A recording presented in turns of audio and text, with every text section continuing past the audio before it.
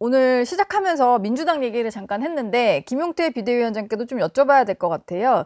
민주당에서 발의하고 있는 그 대법원에 대한 어떤 개편 관련 법안들이 좀 논란인데 그중에 가장 좀 핵심이 대법관을 뭐 많게는 100명까지 늘리는 법안, 그리고 비법조인 대법관을 임명하는 법안, 이것들이 좀 논란인 것 같아요.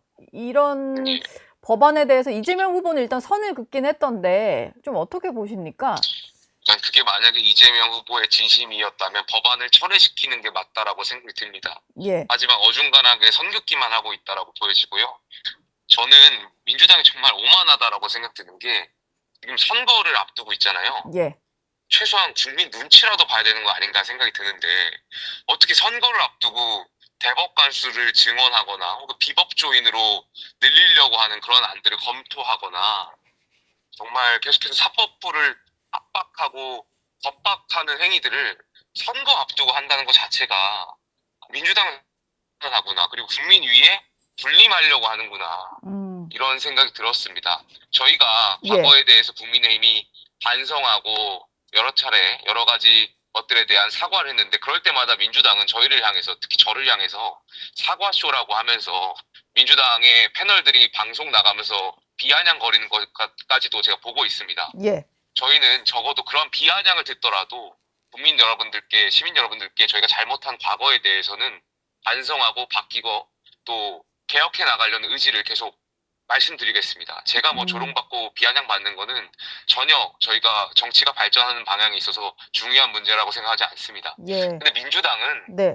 어떻게 선거를 앞두고 이렇게 오만하게 시민들한테 그 최근에 커피 원가 120원 발언도 저를 고발했는데 이재명 후보라든지 민주당이 본인들이 잘못 말한 거잖아요. 네. 그렇다면 시민들한테 사과하고 의도가 그게 아니다.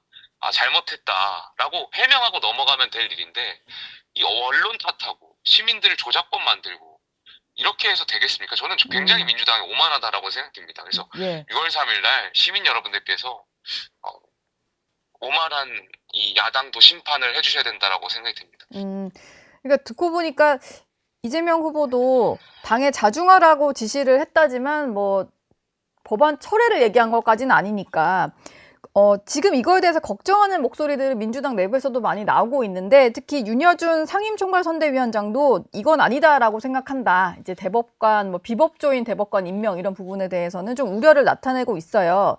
근데 이런 분들은 다 선거 앞두고 외부에서 영입되신 분들이라 예. 만약에 이 상태로 민주당이 집권을 하게 된다면 이런 논란의 법안들을 좀 견제할 만한 내부 목소리가 나올 수 없는 상황인 거죠, 현재로서는.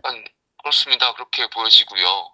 선거를 앞두고 이건 아니다라고 할 것이 아니라 강하게 질책하고 꾸짖고 바뀌어야 되는데 선대위원장께서 이건 아니다라고 하고 해명하고 넘어갈 일이 아니라고 생각이 듭니다. 이거는 민주주의에 대한 심각한 도전이라고 생각이 들고요.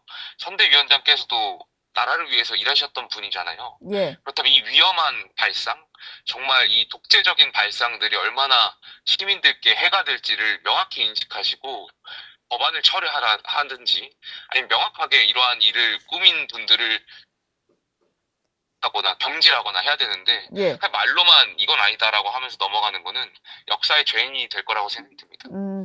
알겠습니다. 오늘 마지막 질문 하나만 드릴게요.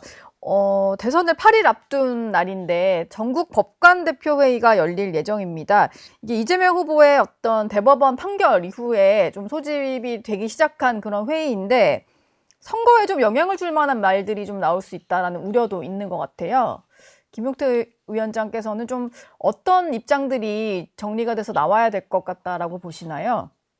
저는 사법부가 정치 논쟁의 장으로 변질된 데 우려를 금치 못할 것 같습니다. 그리고 전국 법관 대표회의에서 특정 정치인의 재판을 다룬다는 것 자체가 매우 위험한 선례를 남기는 것이라 생각하고요. 예. 사법의 시간과 정치의 시간은 철저히 분리되어야 합니다. 지금 법관들은 정치로부터의 독립을 강하게 주장해야 할 때라고 생각이 들고요. 스스로 사법부의 독립을 해치는 일을 없기를 저는 정말 기대하고 있습니다.